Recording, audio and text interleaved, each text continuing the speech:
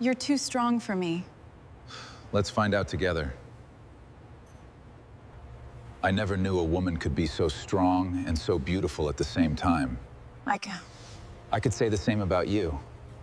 I feel so safe with you.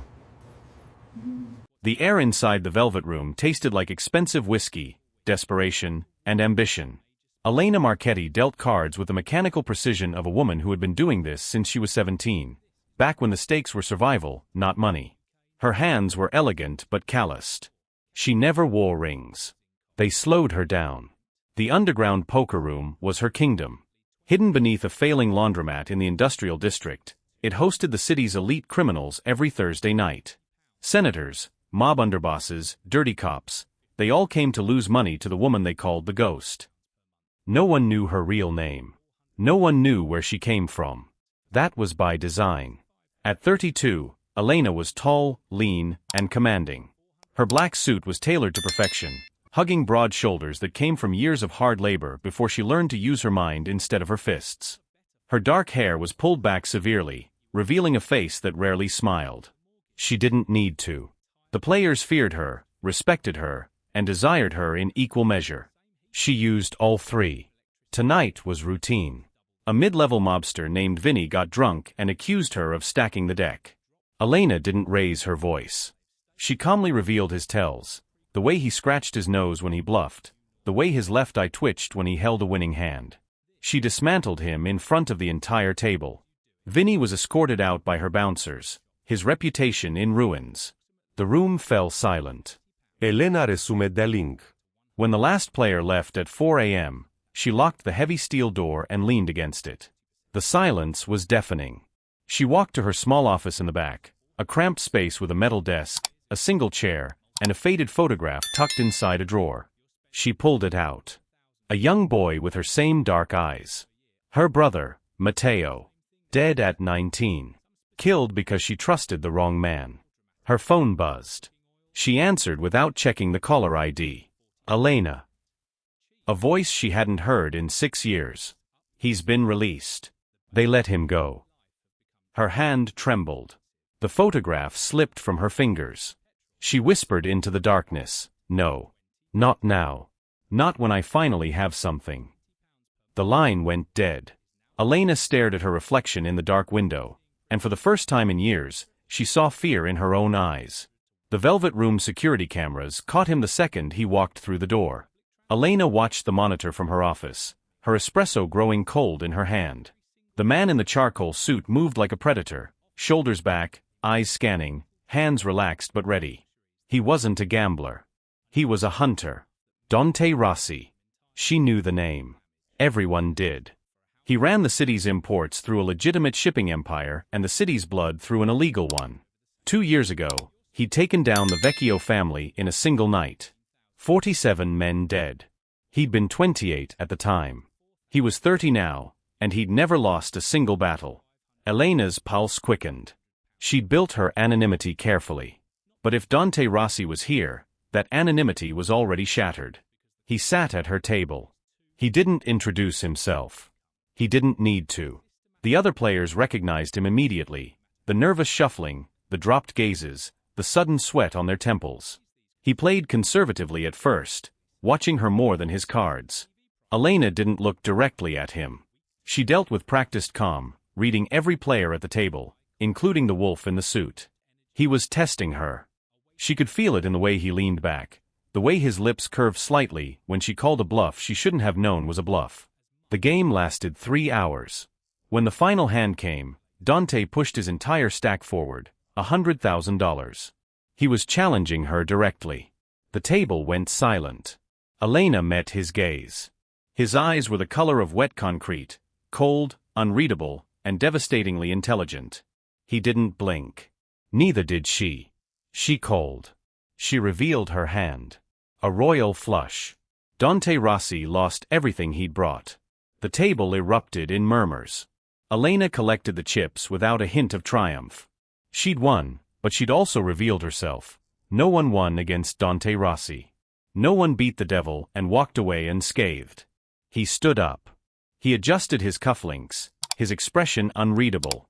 Then he leaned across the table, his voice dropping to a whisper meant only for her. "I know who you are, Elena Marchetti." Her blood went cold. He'd used her real name. "I'll be seeing you tomorrow," he said, and walked out. The door closed behind him. Elena remained frozen. The photograph of her brother felt like it was burning a hole in her desk drawer. The past she'd buried was digging itself up, and it wore a tailored suit and a predator's smile. Elena woke to a war. Her best bouncer quit via text at 6 a.m. Her primary liquor supplier called at 7 to say their contract was terminated. At 8, a crate of counterfeit goods appeared on her doorstep with no explanation and a subtle threat woven into the packaging. She knew the signature. Dante Rossi wasn't destroying her, he was isolating her. Forcing her to come to him. She hated how effective it was. At 11 a.m., she walked into his office.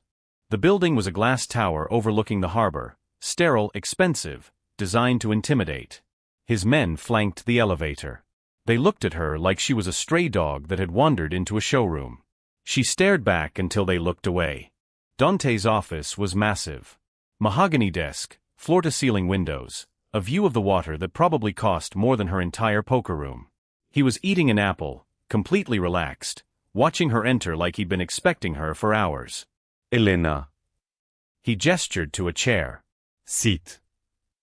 She didn't sit. She stood in the center of the room, arms crossed, her height, 5'10" in bare feet, making her taller than most of his men. She'd learned long ago that physical presence was armor. "You've got my attention," she said flatly. "Now tell me what you want." Dante took a bite of his apple. Chewed. Swallowed. He was drawing it out deliberately. She wanted to strangle him. "I want your poker room," he said. "As a front for my money. I want your skill as a dealer and your mind as a strategist. I own half this city. I want the other half. You're the key." Elena Lauged. It was sharp and bitter. "Let me guess. You offer protection. You offer money. You offer me a seat at your table." She stepped forward, closing the distance between them. "Here's what I offer you. Nothing. I built that room from scratch. I bled for it. I'll burn it down before I hand it to you." Dante stood slowly. He was an inch taller than her. He stepped into her space, invading it with the same relentless precision he'd used at the poker table. His hand reached out, not to strike, but to touch. She grabbed his wrist before he made contact. "Don't," she warned. Her grip was iron. He didn't pull away. He looked at her hand on his wrist, then back into her eyes. His expression shifted. It wasn't anger. It wasn't even amusement. It was something raw. "You're not afraid of me," he murmured. "That's rare." "I'm not afraid of anything," she lied. He smiled, a cold, devastating thing. "Then why are you shaking?" She dropped his wrist. He was right. Her hand was trembling. He leaned in closer, his voice barely audible. "You'll be back, Elena. You need me. You just don't know it yet." She walked out without responding. The elevator doors closed. She leaned against the wall and let out a breath she didn't realize she'd been holding. He was right. She hated him for it. 3 weeks. That's how long Elena lasted. Her poker room was hemorrhaging money. Without a supplier, without her bouncers, without the silent protection she'd cultivated through years of careful alliances, she was exposed. The rats were circling. The players who once feared her now smelled blood. She walked back into Dante's office at 9 p.m. He was still there, still calm, still eating an apple like he'd been waiting for her all along. She didn't beg. She proposed a partnership, equal shares, equal control. She would handle the money, the strategies, the high-stakes games. He would provide protection, resources, and his name. Neither of them would own the other. Dante studied her for a long, uncomfortable moment. Then he nodded. Acceptable. She should have felt relieved. Instead, she felt like she'd just sold a piece of her soul. Their first operation together was at his private mansion. A high-stakes game hosted for the city's elite criminals. Elena ran the table with devastating precision, taking millions from rival families while Dante watched from the shadows. She could feel his eyes on her the entire night, studying, evaluating, fascinated. After the game, he cornered her in the study. The room was lined with books he'd probably never read and a fireplace that crackled with fake warmth. He asked her who she really was. She deflected. He pressed. She told him about the photograph. About Matteo. About how she'd trusted the wrong man when she was 19, a man who promised her brother a job, then murdered him when the deal went sour. That was why she didn't trust anyone. That was why she built her walls so high. Dante didn't offer comfort. He didn't tell her it would be okay. He looked at her with something she couldn't quite name, not pity, not disgust. You survived, he said quietly. Most don't. It was the first time she saw him as something other than a monster. The moment was interrupted by the sharp crack of glass. A bullet shattered the study window. Elena reacted before she could think. She shoved Dante to the ground and threw herself over him. The assailant was already moving toward them. She rolled, grabbed a heavy brass candlestick, and swung it into his face with brutal precision. He dropped. She disarmed him in seconds. Dante stared up at her from the floor, blood pounding in his ears. His expression was raw, disbelief, desire, and something he'd never felt before. Protectiveness. Who the hell are you? He breathed. She knelt beside him, her hands steady, her eyes blazing. Someone you can't handle, she said. Remember that. The attempted assassination changed everything. Dante moved Elena into his private safe house, a penthouse overlooking the river, bulletproof glass, reinforced doors, a panic room she didn't ask for. He told himself it was for protection. She told herself she was just a liability. They both knew it was a lie. The tension inside those walls was suffocating.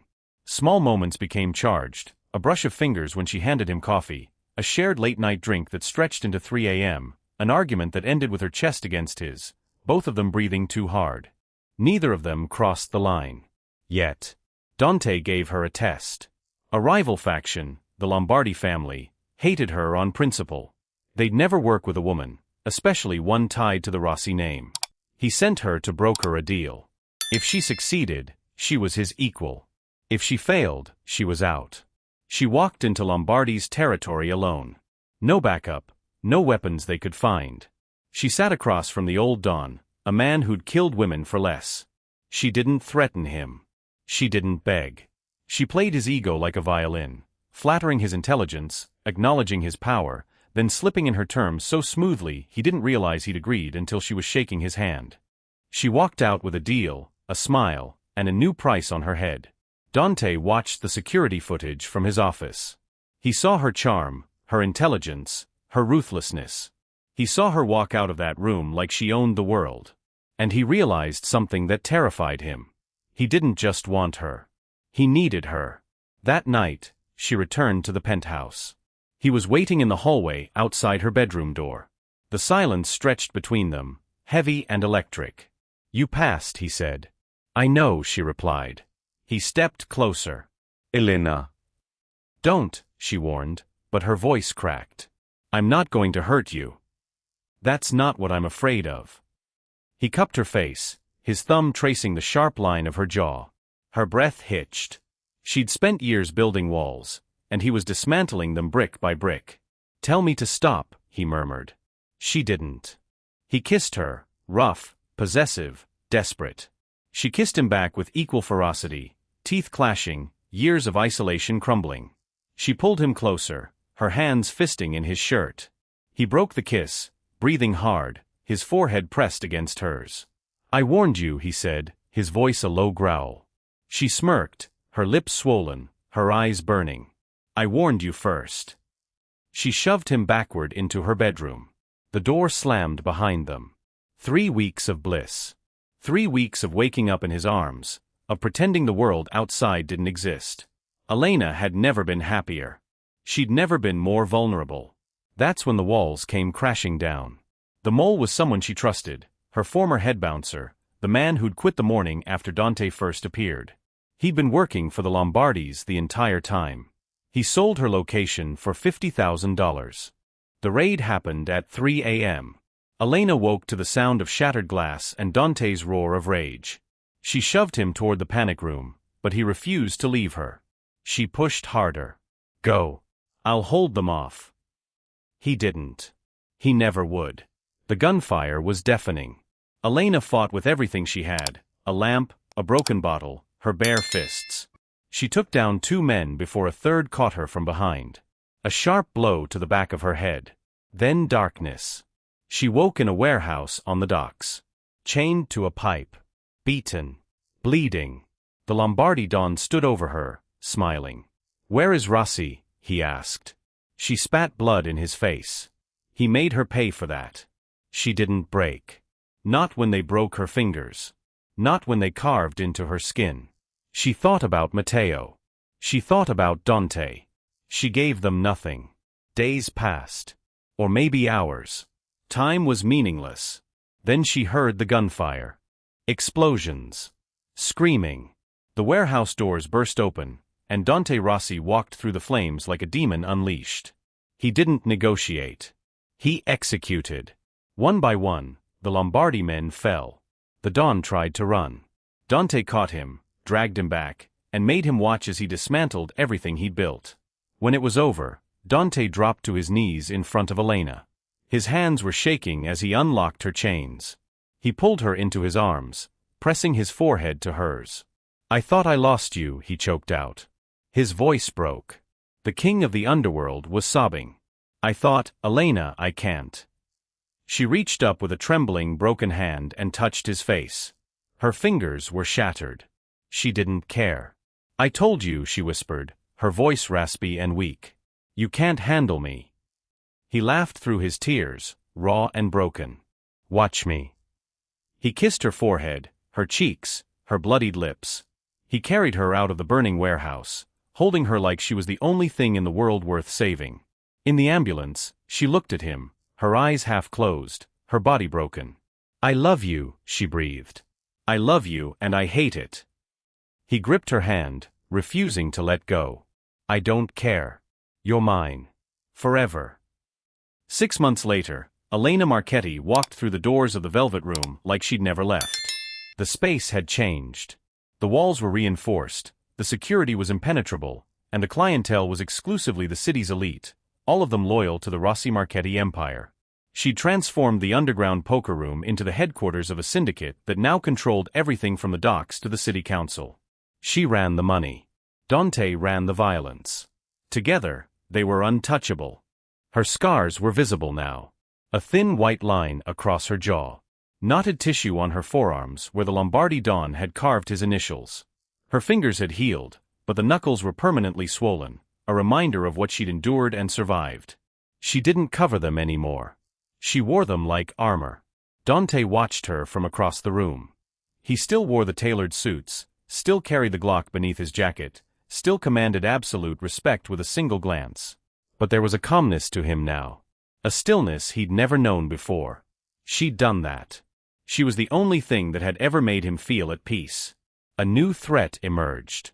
The federal government, tired of their grip on the city, offered them an ultimatum: testify against each other or face RICO charges. Elena looked at the prosecutor across the table and laughed in his face. "No," she said simply. "We don't negotiate. We don't surrender. And we definitely don't turn on each other." She walked out. Dante followed. The prosecutor never made a move against them again. No one did. That night, they returned to the Velvet Room. Just the two of them. Elena shuffled the deck with her scarred, swollen hands.